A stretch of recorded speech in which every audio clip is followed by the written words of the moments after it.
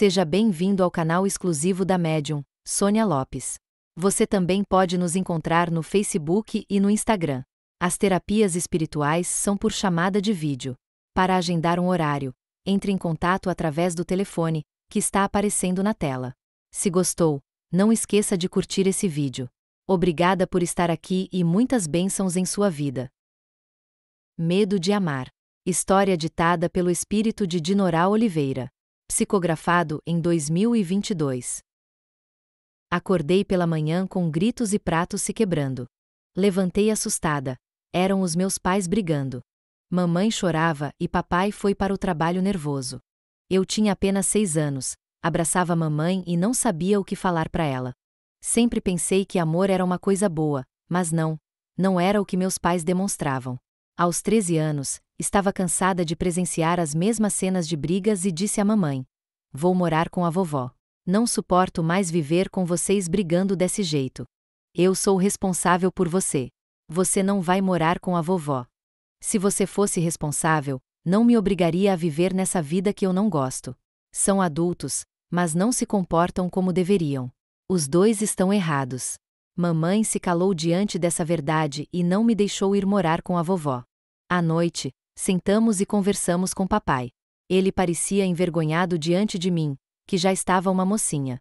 Falei: "Vocês, meus pais, que deveriam dar exemplo para mim, estão me deixando doente emocionalmente." Papai perguntou: "De onde tirou essa conversa?" "Com a psicóloga da escola. Comentei para ela como é viver com pais que brigam todos os dias, e não tomam nenhuma atitude para melhorar isso. O que é amor para vocês? Pelo que vejo, não é amor nem por mim e nem entre vocês. Eu nem sei de onde tive tanta coragem para falar tudo aquilo. Eram os meus pais, mas eles não me respeitavam. Eram brigas, discussões e xingamentos. Fui falar com a vovó. Reclamei muito e perguntei: "Vó, o amor é ruim assim?" "Não, filha, o amor é calmo e paciente." "E o que acontece entre os meus pais? É ciúme?" Vovó respondeu: "Ciúme e insegurança, medo de perder o outro." "E sim, filha, vejo que você tem sabedoria. É tão novinha, mas tem paciência com os seus pais, que não estão juntos por acaso." "Como assim?" "Minha filha, há milênios reencarnamos na Terra para reparar erros de outras vidas, mas nem todos conseguem êxito. E os meus pais já se conheciam em outras vidas?" "Penso que sim. Vamos ter paciência e orar para Jesus."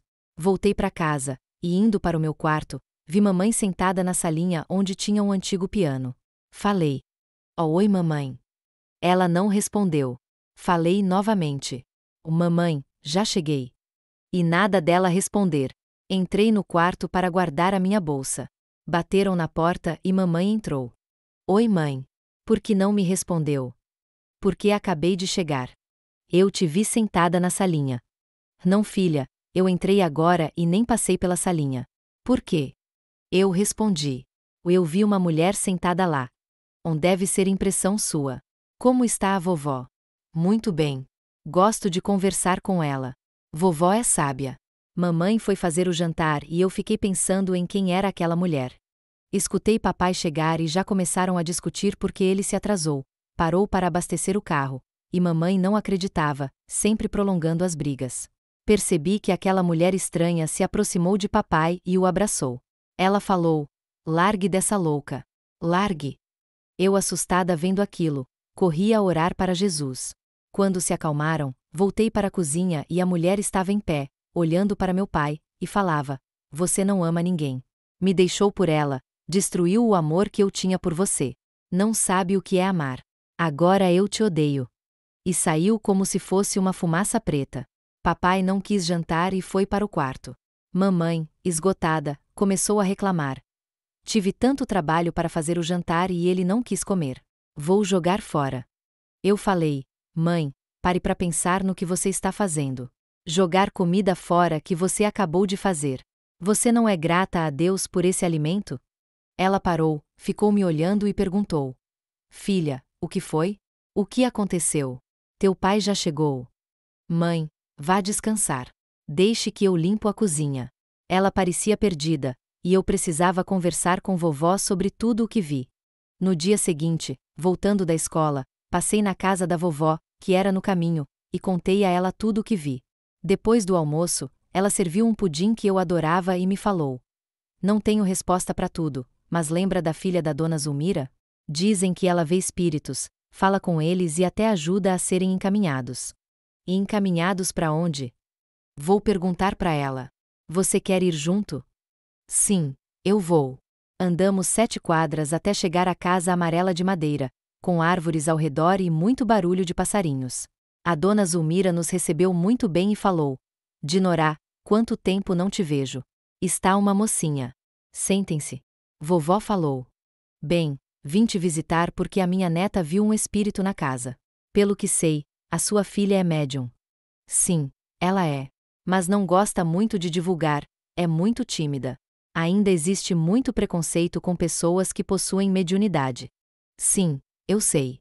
Em outras épocas, eram vistas como bruxas. Dona Zulmira disse: sabemos que em todas as religiões existem pessoas que possuem mediunidade. Sim, é verdade. Lembra do padre Aparício? Ele via espíritos e orava por eles. Sabia quando uma pessoa estava com espíritos obsessores. Sim, e ele já faleceu. Eu soube que há revelações nas igrejas, mas poucos têm entendimento de que isso também é mediunidade. E a conversa se estendeu entre vovó e dona Zulmira. Quando a filha saiu do quarto, uma moça linda, ela nos cumprimentou e sentou-se. A dona Zulmira disse: elas precisam de esclarecimentos. Dinorá viu o espírito de uma mulher que se aproxima cada vez que os pais brigam. Alice olhou e disse: é uma longa história entre sua mãe, seu pai e esse espírito que você viu. Na vida passada de sua mãe, ela tinha uma irmã mais nova que estava noiva. Inconformada por ser mais velha e ainda não ter se casado, começou a pôr na cabeça da irmã que o amor não existia, que os homens só enganavam e que Tobias, o noivo, iria fazer isso com ela. E assim, todos os dias, ela falava isso para a irmã até que ela se convenceu de que realmente o amor não existia, e desistiu do noivo Tobias. Com isso, sentiu-se amarga e passou a vida assim, com medo de amar. Quando, anos depois, a sua mãe disse que iria se casar, o noivo era o próprio Tobias. Eles se casaram e foram morar longe, onde não tinham notícias uma da outra. Mas Tobias não a amava, casou-se por conveniências financeiras, e passaram a brigar muito. Tobias se perdeu nos vícios e em outras mulheres. Então, quando terminou o tempo deles na terra, voltaram para o lar espiritual e trouxeram o peso dos karmas e os débitos contraídos de uma relação movida por dinheiro, mentiras e traições. Porém, a irmã mais nova não se encontrava num lar espiritual. Eles fizeram a programação para uma próxima reencarnação. O seu pai é o mesmo espírito de Tobias, a sua mãe é a irmã mais velha, e a irmã mais nova é esse espírito obsessor que atormenta os dois por odiá-los. Eu estava encantada com as revelações de Alice. Como ela sabe de tudo isso? Respondeu Alice. Todas as experiências vividas em cada encarnação ficam registradas no espírito, que é como um arquivo.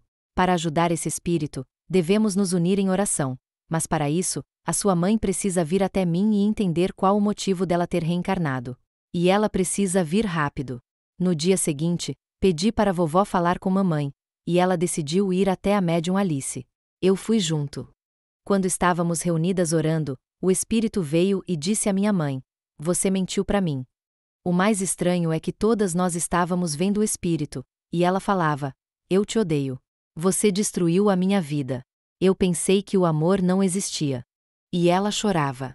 Impressionante foi que o espírito de Alice se desligou do corpo físico e foi conversar com o espírito da obsessora, dizendo a ela: sim, o amor existe. O amor de Cristo. Ele me deu a oportunidade de ajudar você.